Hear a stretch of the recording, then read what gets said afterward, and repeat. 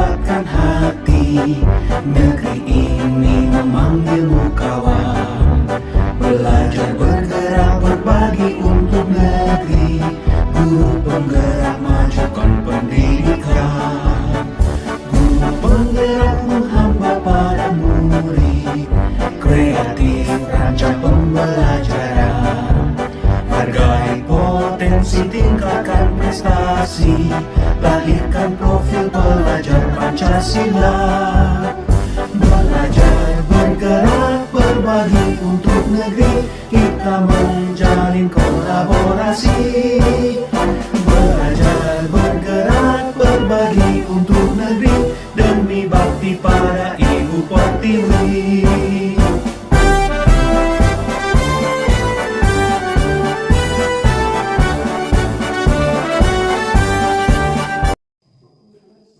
Assalamualaikum warahmatullahi wabarakatuh. Baiklah, yang terhormat Bapak Korni, Bapak Kepala Dewan Guru, dan juga Bapak-Bapak dan Ibu sekalian, alhamdulillah pada siang hari ini kita dapat berkumpul dalam acara pengibasan aksi nyata budaya positif SDN Gendong 2 yang akan disampaikan oleh calon guru penggerak angkatan 6, yaitu Ibu Eva Yuliawati SPD. Untuk itu nanti kita bersama-sama akan mendengarkan apa itu pengibasan, yaitu membiasakan dan mengimplementasikan budaya positif dalam kesepakatan kelas dalam proses pembelajaran. Baiklah, kepada Ibu Eva dipersilakan. Assalamualaikum warahmatullahi wabarakatuh. Terima kasih kepada Bapak Kepala Sekolah, Bapak Korni, dan Dewan Guru, wali murid, dan Bapak Komite semuanya yang telah hadir dalam acara pengibasan aksi nyata budaya positif di SDN Gendong 2. Hari ini saya akan melakukan pengibasan, yaitu menyampaikan materi pembelajaran yang telah saya lakukan di guru penggerak, yaitu tentang budaya positif. Budaya positif itu adalah di modul 1.4, ya. Ini adalah modul terakhir dari modul 1. Nah, untuk itu saya akan melakukan pembebasan tentang materinya, hanya menyampaikan materi yang telah saya pelajari di calon guru penggerak angkatan 6.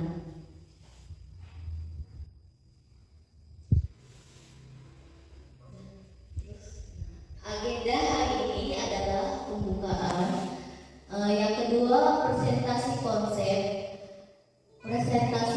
yaitu perubahan paradigma belajar, disiplin positif, motivasi perilaku manusia, kebutuhan dasar, posisi korma restitusi, keyakinan kelas, dan seri 3 restitusi. Yang ketiga, tanya jawab dan berbagi pengalaman di kelas. Yang terakhir adalah refleksi. Nah, yang pertama adalah budaya positif. Budaya positif atau ekosistem positif. Di sini adalah tujuan pendidikan menurut Ki Hajar Dewantara adalah menuntut segala kodrat yang ada pada diri anak agar mereka dapat mencapai keselamatan dan kebahagiaan, baik sebagai manusia individu maupun sebagai anggota masyarakat. Maksud dari Ki Hajar Dewantara ini bahwa anak itu sudah mempunyai potensi. Dari dia semenjak dia lahir, dia sudah mempunyai potensi. Nah, kita sebagai pendidik, yaitu guru, hanya menuntun anak untuk mencapai cita-citanya. Jadi setiap anak itu sudah mempunyai potensinya masing-masing. Jadi jadi kalau untuk kodrat alam itu, jadi untuk Ki Hajar Dewantara itu ada dua, ya, kodrat alam sama kodrat zaman. Kalau untuk kodrat alam adalah anak itu ada potensi dari dalam diri anak, sedangkan kodrat zaman adalah kita sebagai guru untuk menuntut anak untuk mencapai cita-citanya, seperti kita mengajarkan anak, menuntut anak. Kita ambil contoh paradigmanya dengan hidup tumbuh-tumbuhan seorang petani. Dalam hakikatnya sama kewajibannya dengan Jadi dalam pembelajaran Ki Hajar Dewantara ini, guru itu diibaratkan sebagai petani, ya, yang menanam padi misalnya hanya dapat menuntut tumbuhnya padi. Ia dapat memperbaiki kondisi tanah, memelihara tanaman padi, memberi pupuk dan air, membasmi ulat-ulat atau jamur-jamur yang mengganggu hidup tanaman padi dan lainnya dan sebagainya. Jadi sebagai seorang guru diibaratkan sebagai petani, hanya bisa menuntun, sedangkan kemampuan anak itu sudah tumbuh dalam diri anak masing-masing.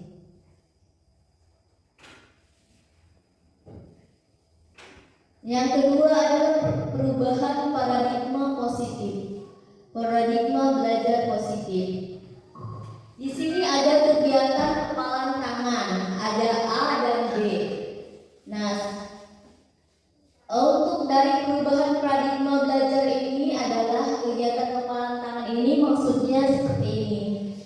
Kita misalkan menggenggam tangan seperti ini. Kalau kita misalkan menggenggam tangan seperti ini, kalau kita teman kita untuk membujuk kita membukakan tangan seperti itu, bisa tidak? Apa harus dengan rujukan atau dengan godaan atau paksaan? Nah, maksud dari paradigma belajar ini adalah contohnya seperti ini. Ada A dan B, sobeklah secari kertas kecil, tuliskan benda atau sesuatu yang sangat berharga untuk Anda. Letakkanlah di salah satu tangan Anda dan genggam benda sesuatu tersebut.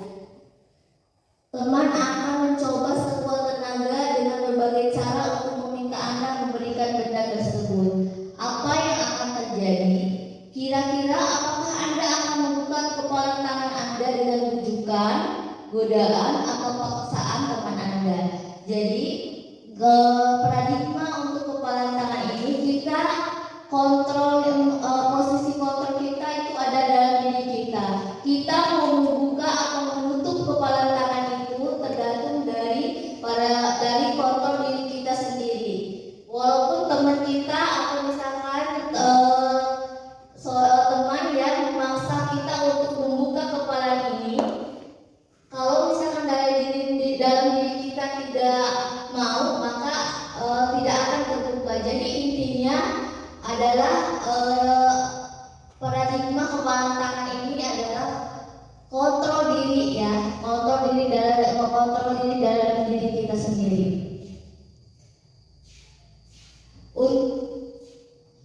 Untuk membangun budaya positif sekolah, perlu menyediakan lingkungan yang positif, aman, nyaman, dan murid-murid mampu berpikir, bertindak, menciptakan dengan merdeka, mandiri, dan bertanggung jawab.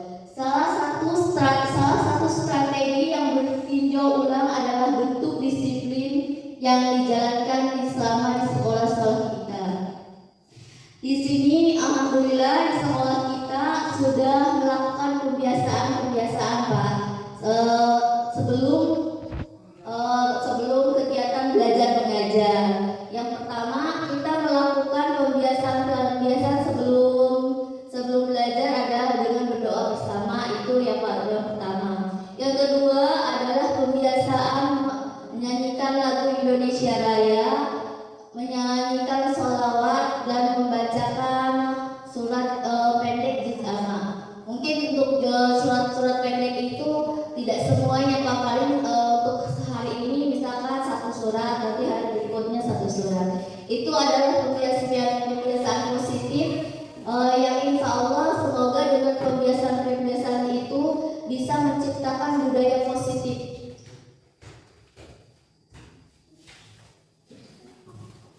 Di sini yang selanjutnya adalah perubahan paradigma teori kontrol, ilusi kontrol. Di bawah ini adalah paparan Dr. William Glasser dalam kontrol teori untuk meluruskan beberapa miskonsepsi tentang kontrol. Di sini ada ilusi guru mengontrol murid. Terus yang kedua, ilusi bahwa kritik dan membuat orang merasa bersalah dapat menguatkan karakter. Yang ketiga, ilusi bahwa semua perbuatan bermanfaat. Yang ketiga, industri bahwa orang dewasa memiliki hak untuk membangsa. Jadi di sini adalah guru memberikan kontrol kepada murid untuk melakukan, misalkan untuk mengerjakan tugas, untuk anak supaya belajar seperti itu. Perubahan paradigma stimulus respon teori kontrol. Nah, di sini ada stimulus respon dan teori kontrol. Kita mencoba untuk yang pertama, misalkan kalau untuk stimulus respon, kita mencoba mengubah orang agar berpandangan sama dengan kita. Kalau untuk teori kontrolnya, kita berusaha memahami pandangan orang lain tentang dunia. Jadi untuk stimulus respon dan teori kontrol itu ada banyak perbedaannya. Contohnya seperti ini, kita mencoba mengubah orang berpandangan sama dengan kita. Kita tidak bisa yang mengubah orang untuk menyukai kita atau membenci kita ya. Itu karena itu berasal dari diri mereka masing-masing. Nah, untuk teori kontrol itu kita berusaha memahami pandangan orang lain tentang dunia. Jadi kita bisa memahami pemahaman kita tentang dunia itu seperti apa. Yang kedua, perilaku buruk dilihat sebagai suatu kesalahan. Kalau untuk teori kontrolnya, semua perilaku memiliki tujuan. Jadi setiap perilaku itu memiliki tujuannya masing-masing. Jadi setiap apa yang kita lakukan pasti memiliki tujuan yang akan kita capai. Yang ketiga, orang lain bisa mengontrol saya.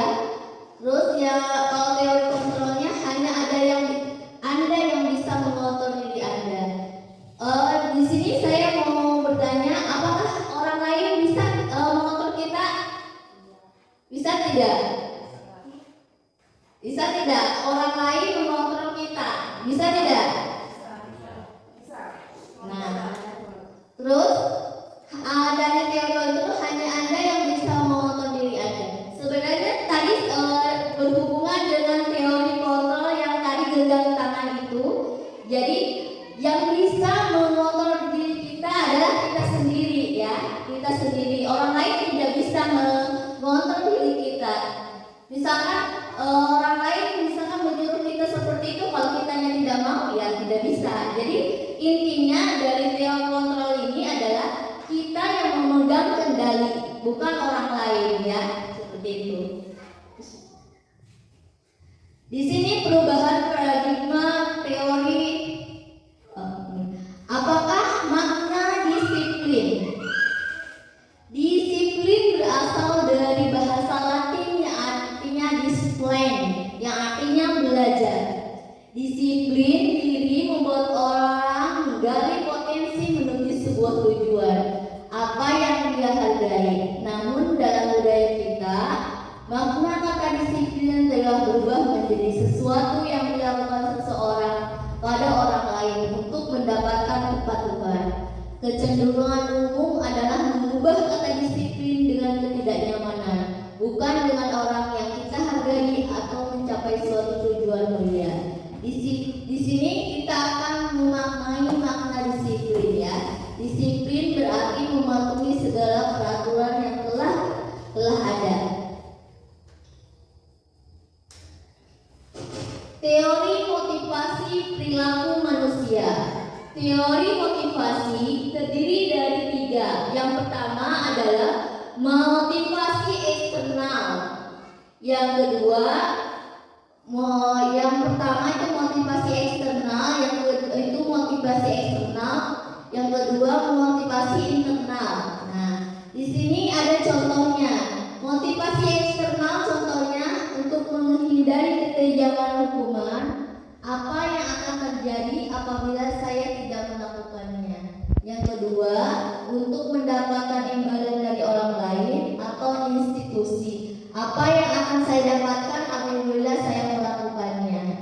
Nomor ketiga adalah untuk menghargai diri sendiri menjadi insan sesuai dengan harapan. Jadi teori motivasi perilaku manusia ini ada 2, yang berasal dari luar dan yang berasal dari dalam diri sendiri. Merdeka belajar menurut Ki Hajar Dewantara artinya terlepas dari perintahan tapi juga cakap buat pemerintah diri sendiri. Jadi intinya merdeka itu kita bisa memerintah diri sendiri dan kita bisa merubah diri kita sendiri untuk menjadi yang lebih baik.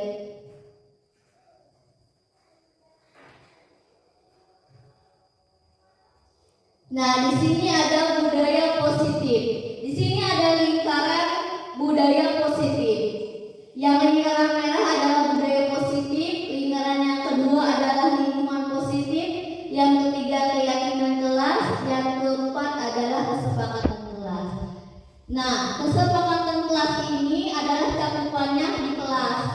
Jadi sebelum kegiatan awal tahun kita harus membuat kesepakatan kelas dulu terlebih dahulu dengan siswa. Misalkan kesepakatan itu semacam peraturan. Misalkan di kelas kalau selama jam pelajaran tidak boleh makan, terus tidak boleh menyontek saat ulangan, itu termasuk dalam kesepakatan kelas.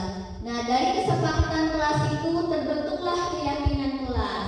Jadi setelah kesepakatan kelas terbentuk, kayak semacam tadi yang telah saya sebutkan, tidak boleh menyontek saat ulangan, tidak boleh makan saat pembelajaran berlangsung. Nah, seperti itu terbentuklah keyakinan kelas. Keyakinan kelas itu akan terbiasa dan membentuk lingkungan positif dan akan menjadi budaya positif. Keyakinan kelas, hukuman dan penghargaan. Mengapa tidak peraturan saja? Mengapa harus keyakinan kelas? Jadi di sini keyakinan kelas sama peraturan itu mengapa harus keyakinan kelas? Nah, di sini peraturan dan keyakinan kelas itu berbeda ya. Mengapa kita memiliki peraturan harus menggunakan helm di mengendarai kendaraan roda 2? Ini contohnya seperti ini ya. Mengapa kita memiliki peraturan 3M menggunakan masker, mencuci tangan, dan menjaga jarak? Mengapa kita memiliki peraturan harus datang tepat waktu pada saat mengikuti pelatihan? Untuk mendukung motivasi intrinsik kembali demi menilai keyakinan lebih menggerakkan seseorang dibalik serangkaian peraturan-peraturan. Maksud di sini adalah keyakinan kelas itu lebih menggerakkan diri sendiri daripada peraturan-peraturan, karena keyakinan ini dibuat dengan kesepakatan. Jadi adanya dua pihak. Jadi misalkan tadi guru dengan siswa, jadi adanya kesepakatan. Kalau untuk peraturan itu bedanya peraturan sama keyakinan. Peraturan itu hanya dilakukan oleh satu pihak. Misalkan sekolah membuat peraturan tentang bagaimana peraturan di sekolah seperti apa. Itu ya sekolah yang buat. Tapi tidak ada kesepakatan dua pihak. Jadi kesepakatan satu pihak. Kalau untuk keyakinan adalah kesepakatan dua pihak. Di sini contohnya seperti ini. Kesepakatan kelas.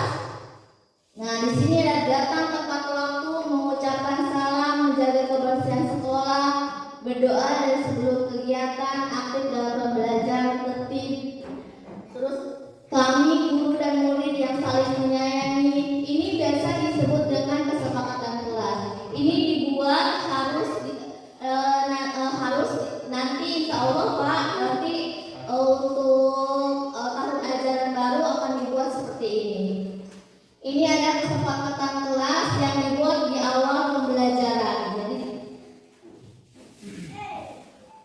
di sini ada nih kesepakatan. Nah, di sini contohnya ya, selalu kembalikan buku ke tempatnya. Dilarang mengganggu orang lain. Hadir di sekolah 15 menit sebelum pembelajaran dimulai. Di sini nanti. Nah, di sini ada nih. Selalu kembalikan buku ke tempatnya. Ini keyakinan kelas. Nilai-nilainya adalah nilai kebajikannya adalah tanggung jawab.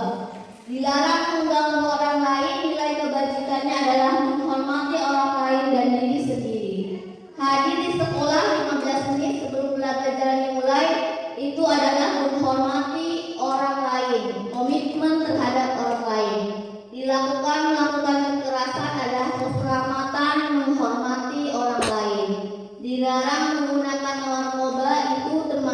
nilai kebajikan kesehatan, bergantian atau menunggu giliran, menghormati orang lain, dan kesabaran. Itu adalah nilai-nilai kebajikan. Di sini adalah dihukum oleh penghargaan. Yang pertama adalah pengaruh jangka pendek dan jangka panjang. Jadi hukuman itu mempengaruhi jangka panjang dan jangka pendek. Di sini misalkan ibu bapak dan guru pernah mengalami hukuman waktu SD atau sekolah enggak? Pernah tidak? Masih ingat tidak? Masih ingat tidak? Nah, jadi hukuman itu jangka panjang dan jangka pendeknya ada ya. Jadi sampai sekarang aja maksudnya kita sekarang masih teringat gitu. Misalkan waktu-waktu yang masih lalu gitu ya, hukuman yang pernah misalkan kita terima oleh guru kita gitu. Jadi ada pengaruh jangka panjang dan jangka pendeknya. Di sini ada tindakan guru. Nah, di sini ada tindakan guru. Tindakan guru hukuman ada konsekuensi. Di sini mencatat. Jadi hukuman dan konsekuensi itu berbeda ya. Kalau hukuman itu nih, contoh hukuman ini seperti ini. Mencatat 100 kali dalam buku kalimat, saya tidak akan terlambat lagi karena terlambat ke sekolah. Itu termasuk hukuman. Kalau untuk konsekuensi adalah menggantikan kertas tugas teman yang telah dicoret-coret. Itu konsekuensi. Jadi hukuman dan konsekuensi itu berbeda ya. Jadi kalau hukuman itu berpengaruh jangka panjang. Jadi walaupun kita sekarang sudah umurnya berapa tahun ya sekarang, kita masih flashback ke belakang, mengingat masa-masa yang dulu misalkan kita pernah dihukum atau pernah kena omel oleh guru kita, masih ingat seperti itu. Jadi hukuman itu berpengaruh dalam jangka panjang. Nah, sekarang ada nih perbedaan hukuman dan konsekuensi ya. Hukuman dan konsekuensi itu berbeda ya. Sesuatu yang menyakitkan harus terjadi, sesuatu harus terjadi. Di sini jadi hukuman itu berpengaruh secara mental dan fisikis dan pada siswa ya. Jadi ada berpengaruhnya. Di sini membuat anak sakit fisik maupun hati untuk jangka waktu lama, membuat anak merasa tidak nyaman dalam jangka waktu pendek. Jadi kalau untuk hukuman ada jangka waktunya. Jadi walaupun waktunya sudah berlalu tapi masih teringat. Anak si kedisiplinan. Anak menghargai disiplin, paksaan, stimulus dan tanggapan. Kalau hukuman sifatnya paksaan ya. Kalau untuk konsekuensi adalah stimulus. Di sini adalah kebutuhan dasar manusia. Di sini ada kebutuhan dasar manusia yaitu cinta, kasih, dan diterima, penguasaan, kesenangan, kebebasan, dan survival. Nah, di sini cinta dan kasih sayang. Maksud di sini adalah kebutuhan dasar manusia itu adalah setiap anak yang melakukan kesalahan di sekolah itu pasti ada salah satu kebutuhan dasar yang kurang. Jadi ada kebutuhan dasar yang dia tidak penuhi. Misalkan kayak anak nakal di sekolah misalkan. Setelah kita tanya-tanya ternyata dia ada kurang kasih sayang, kurang ya. Jadi sini cinta kasih ya. Jadi kurang kasih sayang dari keluarganya atau broken home ya. Jadi melampiaskannya kepada teman-temannya yang lain seperti itu. Ada juga kesenangan. Jadi dia mengganggu temannya hanya untuk kesenangannya seperti itu. Terus di sini penguasaan, kebebasan dan survival ya. Jadi ada juga karena kebutuhan ekonomi yang kurang. Jadi mereka melakukan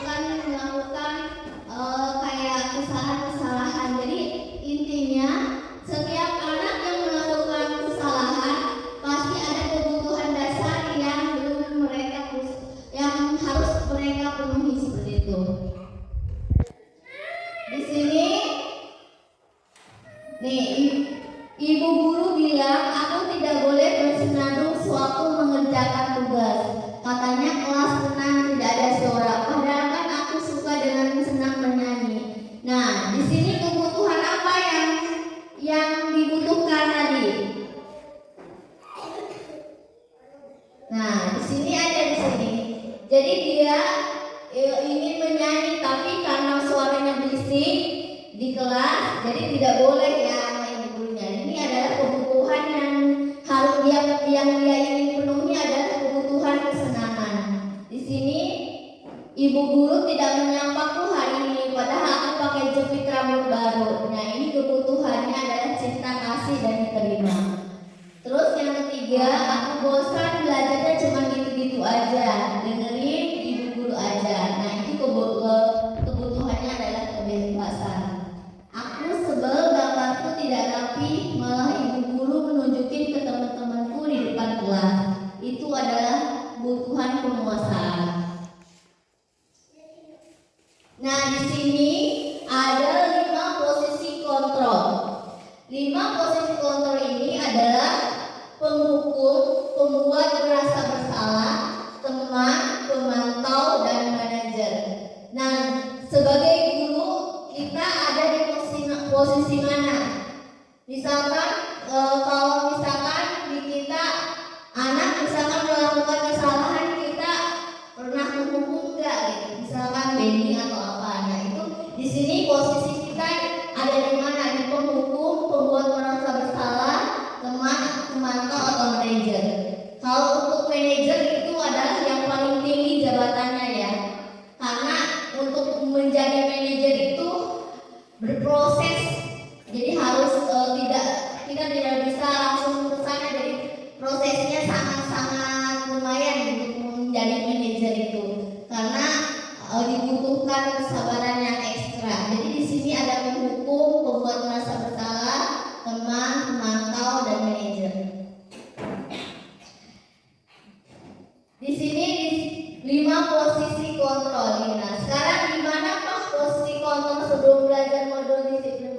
Nah, ini maksudnya di sini tadi kan ada 5 posisi kontrol. Nah, setelah kita mungkin untuk saya pribadi untuk posisi kontrol itu, kalau untuk itu kadang anak jadi posisi kontrol anak bersalah ya. Untuk misalkan posisi kontrol manajer ini belum mencapai sana, cuman untuk kita semuanya berproses untuk mencapai menjadi posisi manajer.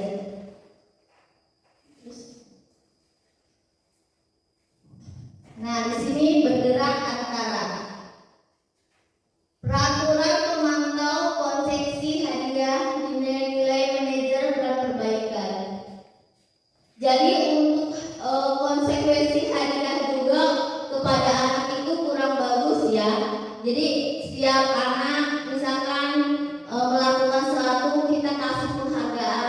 Itu sebenarnya kalau untuk dalam budaya positif itu tidak bagus, karena anak nantinya kalau misalkan dia melakukan sesuatu pasti ingin penghargaan itu. Jadi terus-terusan seperti itu. Jadi tidak ada kemauan dari diri sendiri. Jadi anak melakukan sesuatu itu dia intinya dia hanya ingin mendapat penghargaan. Nah, dalam budaya positif penghargaan yang berkelanjutan itu tidak diperbolehkan ya, seperti itu.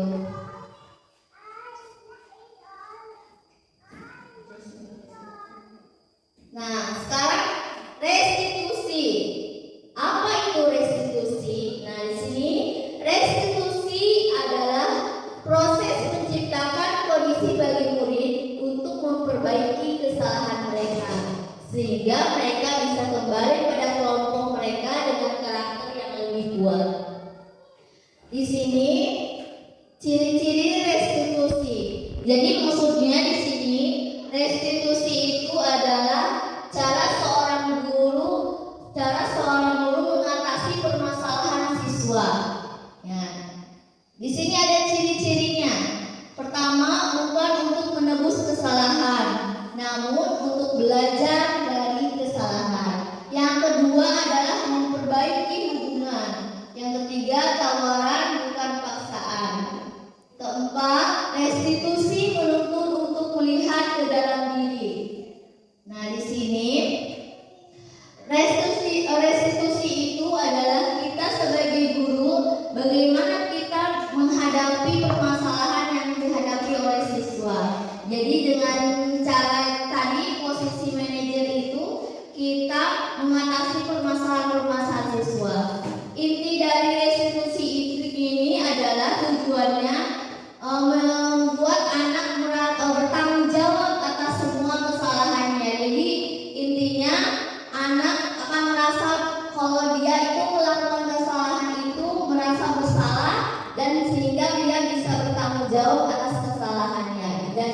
memperbaiki apa yang telah mereka lakukan.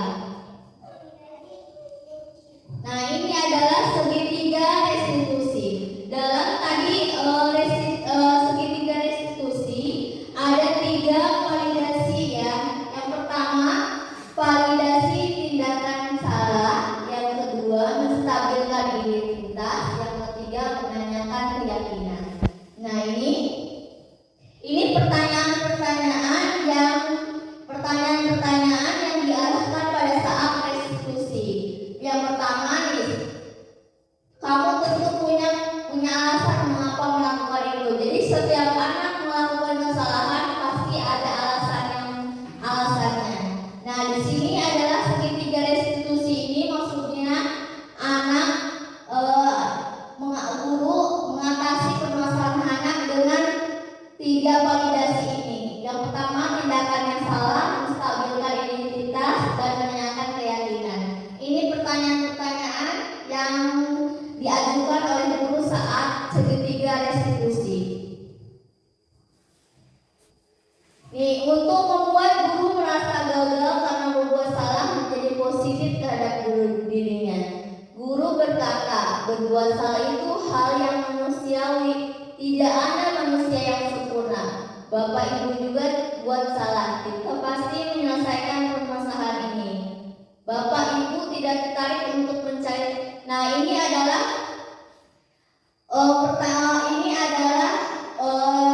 skenario yang ada di segitiga restitusi ya. Jadi ini adalah apa yang kita tanyakan kepada murid seperti ini, Pak. Kemarin pada saat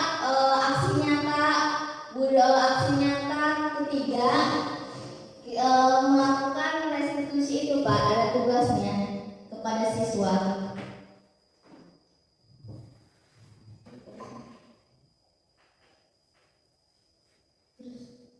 Nah, ini menanyakan keyakinan kelas. Di sini menanyakan keyakinan kelas adalah murid melihat kesalahannya dihubungkan dengan nilai-nilai kebajikan yang diyakininya, mendasari manusia berinteraksi dengan orang lain. Ini adalah perkataan guru yang ditanyakan dalam segitiga restitusi. Apa nilai yang kita percaya di sekolah ini? Ini adalah pertanyaan-pertanyaan yang diajukan guru pada saat segitiga restitusi. Nah, ini adalah intervensi 30 detik. Ini adalah pertanyaan-pertanyaan juga sama yang diajukan guru pada saat bisa membuat murid kembali ke tujuan semula. Cukup singkat dengan cara komunikatif ya. Jadi adanya komunikasi antara guru dan murid ini adalah intervensi 30 detiknya. Udah sih. Nah, refleksi dari hari ini adalah refleksinya adalah kita belajar kembali bagaimana memposisikan diri kita, terutama saya belajar kembali ya setelah mempelajari buku dari posisi ini, saya memposisikan diri saya sebagai guru itu seperti apa? Apakah saya memposisikan posisi kontrol penghukum atau kontrol sebagai manajer kemana? Di sini saya belajar kembali lagi bahwa setiap siswa yang melakukan kesalahan pasti ada alasannya. Jadi seperti itu. Jadi intinya ada 5 kebutuhan dasar yang siswa perlukan yang tidak terpenuhi sehingga siswa melakukan kesalahan, dan belajar bagaimana cara mengatasi kesalahan, memperbaiki kesalahan siswa tadi dengan segitiga restitusi seperti itu. Terima kasih atas perhatiannya kepada Bapak Kormin, Bapak Kepala Sekolah, Dewan Guru dan komite dan juga wali murid atas partisipasinya mengikuti pembebasan ini. Terima kasih banyak. Assalamualaikum warahmatullahi wabarakatuh. Untuk itu mari kita tutup acara ini dengan bersama-sama membacakan hamdalah. Alhamdulillahirabbil alamin. Wassalamualaikum warahmatullahi wabarakatuh.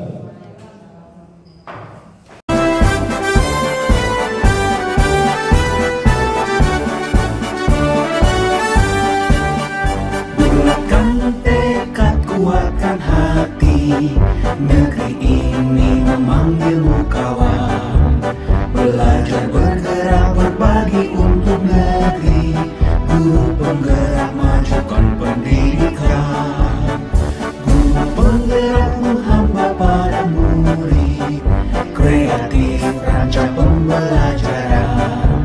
Hargai potensi, tingkatkan prestasi, lahirkan profil pelajar Pancasila. Belajar bergerak berbagi untuk negeri, kita menjalin kolaborasi.